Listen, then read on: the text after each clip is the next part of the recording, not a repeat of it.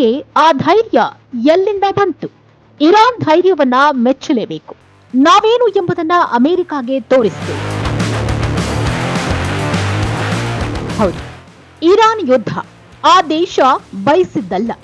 America, Israel ಒಗ್ಗೂಡಿ Iran ಮೇಲೆ ಯುದ್ಧ ಸಾರಿದ್ರೆ ಆ ದೇಶ ಅಷ್ಟೇ ದಿಟ್ಟವಾಗಿ ಪ್ರತಿಕ್ರಿಯಿಸುತ್ತೆ. ಇರಾನ್ ತನ್ನ ಸರ್ವೋಚ್ಚ ನಾಯಕ ಆಯತುಲ್ಲಾ ಖಮೇನಿಯನ್ನ ಕಳೆದುಕೊಂಡು ತೀವ್ರ ಯಾತನೆ ಸಹಿಸಿಕೊಳ್ಳುತ್ತಲೇ ಅಮೆರಿಕ ಇಸ್ರೇಲಿ ದಾಳಿಗಳಿಗೆ ಶರವೇಗದ ಪ್ರತಿ ದಾಳಿಯನ್ನ ನಡೆಸ್ತಾ ಇದೆ. ಖಮೇನಿ ಹತ್ಯೆ ನಂತರ ಇರಾನ್ ಪರಿಸ್ಥಿತಿ ಮುಗಿದೇ ಹೋಯಿತು ಅಂದುಕೊಂಡವರಿಗೆ ಅದು ತಪ್ಪು ಲೆಕ್ಕಾಚಾರ ಅಂತ ಸಾಬೀತುಪಡಿಸಿ ಸರಣಿ ಪ್ರತಿ ದಾಳಿಗಳ ಮೂಲಕ ಶಕ್ತಿ ಸಾಮರ್ಥ್ಯವನ್ನ ಪ್ರದರ್ಶಿಸ್ತಾ ಇದೆ. ಸಂಪೂರ್ಣ ಮುಳುಗಿದ ವ್ಯಕ್ತಿ ಕೊನೆಗೆ ಏನ್ ಮಾಡಬಹುದು ಅನ್ನೋದಕ್ಕೆ ಇರಾನ್ ಪ್ರತಿಕ್ರಿಯೆಯ ವಿಧಾನ ನೋಡಿದ್ರೆ ಪ್ರೇರಕ ಅನ್ನೋದು ಯಾರಿಗಾದ್ರೂ ಅರ್ಥವಾಗುತ್ತೆ. ಇನ್ನು ಇರಾನ್ನ ಸಮರ ವಿಧಾನ ಅಮೆರಿಕವನ್ನ ಗಲಿಬಿಲಿಗೊಳ್ಳುವಂತೆ ಮಾಡಿದೆ.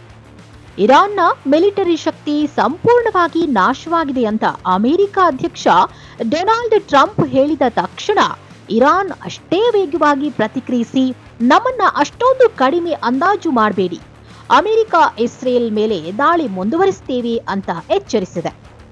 ಯುದ್ಧ ಕೊನೆಗೊಳಿಸುವವರು ನೀವಲ್ಲ, ಅಂತ್ಯಗೊಳಿಸುವವರು ನಾವು ಅಂತ ಹೇಳುವ ಮೂಲಕ ಟ್ರಂಪ್ಗೆ ಭರ್ಜರಿ ತಿರುಗೇಟನ್ನೇ ಕೊಟ್ಟಿದೆ.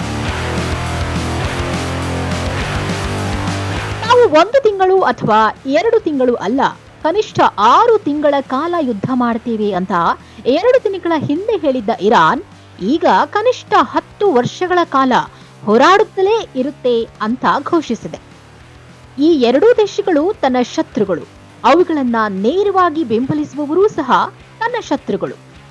ಈ ಯುದ್ಧದಲ್ಲಿ ನಾನು ಏಕಾಂಗಿಯಾಗಿ ಹೋರಾಡ್ತಿದ್ದೇನೆ ಮತ್ತು ಯಾರ ಸಹಾಯವೂ ನನಗೆ ಅಗತ್ಯವಿಲ್ಲ ಅಂತ ಹೇಳ್ತಾ ಇದೆ.